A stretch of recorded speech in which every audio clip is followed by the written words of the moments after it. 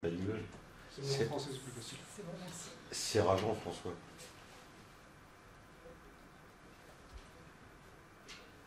Quand on perd d'un point, on peut effectivement faire cette analyse-là.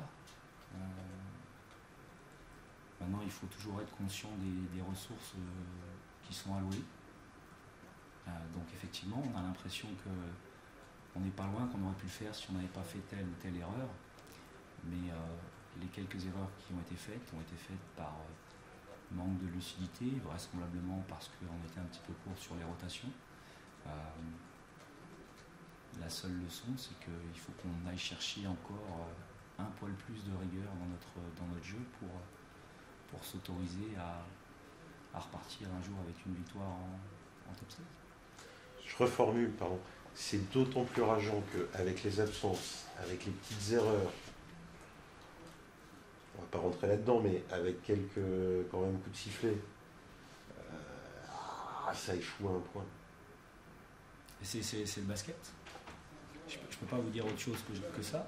Les deux équipes se présentent sur le terrain à 5 contre 5. Les deux équipes ont l'ambition de gagner en utilisant chacun leurs moyens tactiques.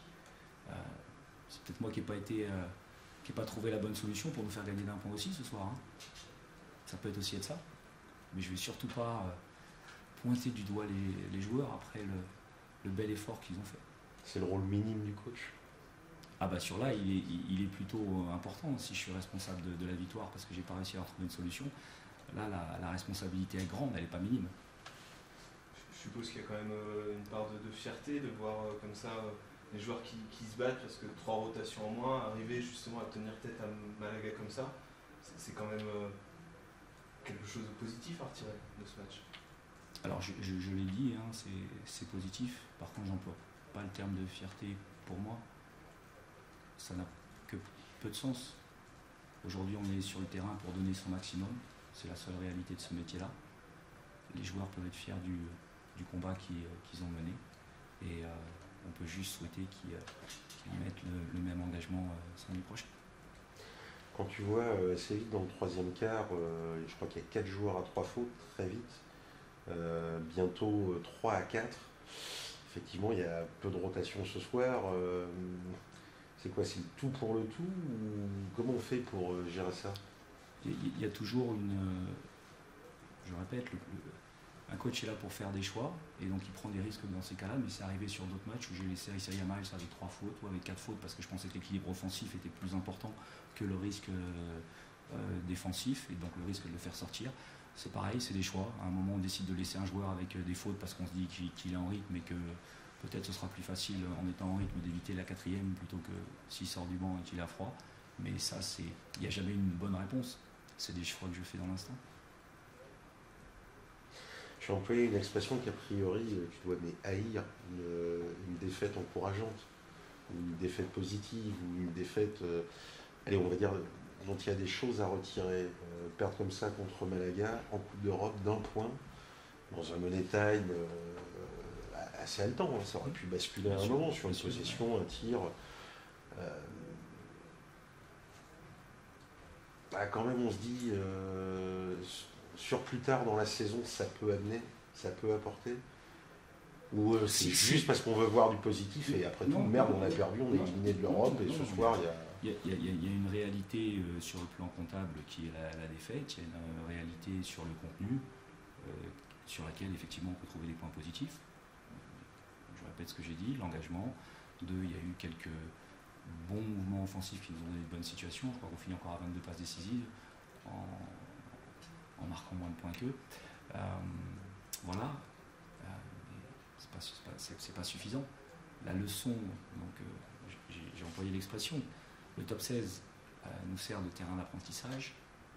Si chaque expérience vécue nous permet d'en retenir quelque chose et de l'appliquer immédiatement. Donc effectivement, on peut souhaiter que ce qu'on aura vécu là nous serve, mais ça ne servira que si dès demain on est capable de changer le peu de comportements sur lesquels on doit faire une modif. Qu'est-ce qui vous manque aujourd'hui pour, au-delà du de genre, plus sur le top 16 en général, qu'est-ce qui vous manque? Vous n'êtes pas loin sur plusieurs matchs, mais au final, ça tourne pas en votre faveur. je pense que ne pas l'avoir employé depuis un mois, on peut quand même pas nier que jouer. Tu prends la note sur ton téléphone là? Je tweete. Pardon. Excuse-moi, je suis pas un coach de nouvelle génération, je suis pas Ça va bien. Non, parce que c'est pas forcément très agréable de répondre à une question quand on se regarde pas, quoi. C'est un parti de ça aussi, tu vois. Pas de problème. Mais je continue. te regarde. Donc, l'absence des 3 joueurs ce soir, on peut pas la nier, on peut pas la négliger. Ça ne veut pas dire qu'avec 3 joueurs, on aurait gagné, parce que peut-être que l'investissement des individus était différent, peut-être que Malaga aurait commencé avec un niveau d'intensité supérieur, donc ça, je ne sais pas.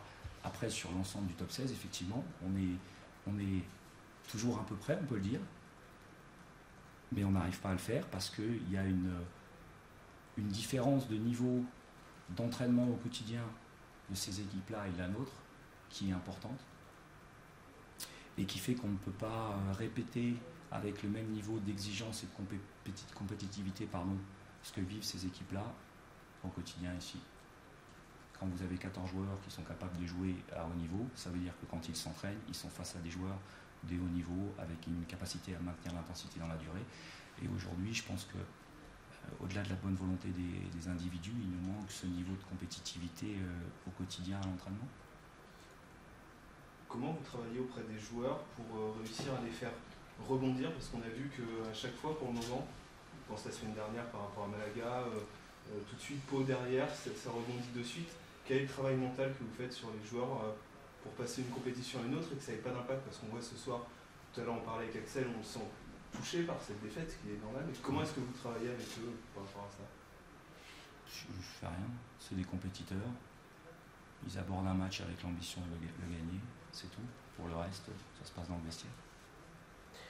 Je peux triturer un peu, ce sont des compétiteurs, ils abordent, mais en même temps, au quotidien, il n'y a pas... je ne sais pas ce qu'il faut comprendre des paroles de tout à l'heure. Il y a quoi? Il n'y a pas l'investissement, il n'y a pas l'envie? Pas du tout. Pourquoi il y a une différence justement dans le... Je vais répondre à votre question. L'investissement et la qualité de travail des joueurs qui sont aujourd'hui au CSP est remarquable. Je n'ai rien à remettre en cause de leur investissement au quotidien, que ce soit à l'entraînement ou en match. Par contre, je vais donner un exemple simple. Vous regardez l'équipe de Malaga, vous regardez sur le poste 5, ils ont 3 postes 5, il y en a un qui n'a pas joué ce soir, mais il avait joué au match aller, qui sont de niveau Coupe d'Europe. Donc ça veut dire qu'il y a une émulation au quotidien qui est totalement différente. Même quand de temps en temps il y a un blessé, comme ça arrive dans toutes les équipes, il y a toujours un niveau d'opposition bien supérieur. Aujourd'hui, il faut quand même vous rendre compte que sur ces derniers jours, on s'entraîne. Bon, il manque des joueurs professionnels, mais donc le rapport de force au quotidien il est totalement différent. Donc c'est pas une histoire d'investissement des individus, c'est une histoire de niveau de compétitivité et d'émulation quotidienne que je pense, est une limite aujourd'hui pour les clubs français.